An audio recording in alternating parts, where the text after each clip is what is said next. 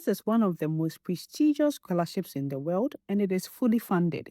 If you've ever dreamed of studying in the UK without worrying about fees, let me show you what the Rhodes Scholarship actually offers.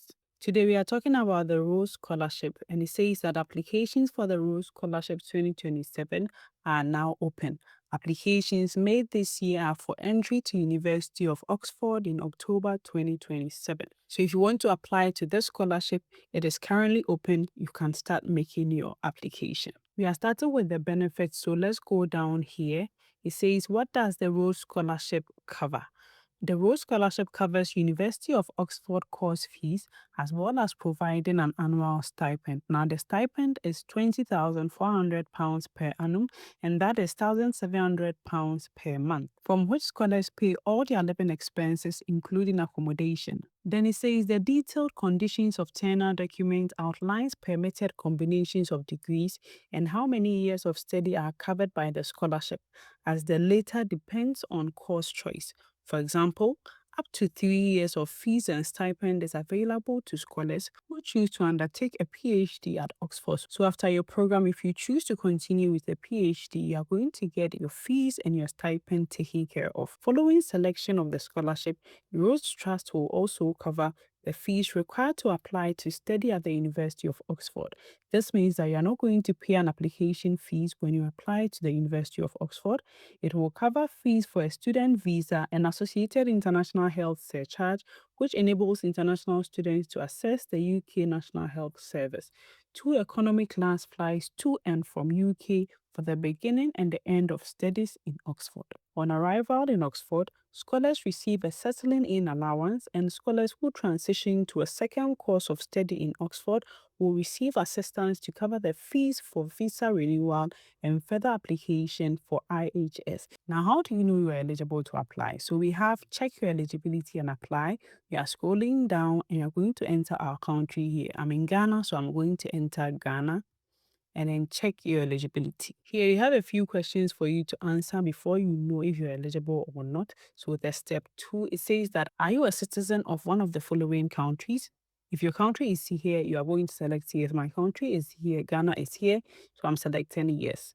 Your education or residency. Have you been resident in one or more of the countries listed above for at least 5 of the last 10 years? So I'm going to select yes. Then your age criteria. Do you meet either of the below criteria? You're going to go through this and make sure that you meet them. If you meet either of them, you're going to select yes. So I'm going to select yes here. Then your academic achievement. Will you have completed an undergraduate degree, normally a bachelor's degree, by the application deadline with an academic background and grade that is first class honors degree or equivalent, which meets or exceeds the specific entry requirements of your chosen full-time course at the University of Oxford? Now you can read this more and then you're going to come here. If it is yes, you select yes. Then the last one is English language criteria. Do you have a sufficiently high standard of English to meet University of Oxford English language proficiency requirement? So you're going to click here and check your criteria. Alternatively, if you meet the University of Oxford's requirement for an English language test waiver, you may request a waiver. So if you meet this criteria, you're going to select yes. We are going to check the test waiver and see if we can apply without an English certificate. Now let's hit continue. It says you meet the eligibility criteria for the Rhodes Scholarship for West Africa. So if you want to apply, you have to go through that process and make sure that you meet all the criteria. Please make sure you read it properly and select the ones that apply to you and see if you meet the criteria before you can start making your application. It says please use the start your application button below to visit the page for your constituency. Now you're going to come down here and click find out more and apply. The opening date for this scholarship is 1st June 2026, and then the closing is 27th August 2026. If you want to apply, you have to take note of these dates so that you do not miss your application. Now let's click information for candidates to see the requirements you need to meet before you can make the application. This document gives you more information as the applicant on how to make the application. So you're going to go down here to see how to apply. To apply for the Rhodes Scholarship, you must complete and submit our online application form before 27th August 2026. There is no application fee for submission of the Rhodes Scholarship application. You must submit your application online before the deadline. You should apply for the Rhodes Scholarship before applying for your proposed course at the University of Oxford. So you have to take note of this. You have to make the application to the scholarship first before you apply to your program at the University of Oxford. Candidates selected for the Rhodes Scholarship are then required to apply for their chosen course via the University of Oxford's graduate application form with support from the team at Rhodes House. This basically means that before you apply to the program, you have to get your scholarship first. So you apply to the Rhodes Scholarship, you get your scholarship, and then you apply to the program. Then when you come down here, it says the Rhodes application form requires you to provide your details such as your contact information, evidence that you meet the eligibility criteria, your education history, including your university transcripts, courses you would like to study at the University of Oxford, then a CV, that is a template, is provided within the application form for you to fill out. A total of 4 minimum to 6 maximum referees, an academic statement, and a personal statement. Then we have key documents. You will need to upload copies of the following documents. Please note that all documents must be submitted in English. If your official documents, such as your birth certificate, passport, or transcripts, are not in English, you must also upload official English translations.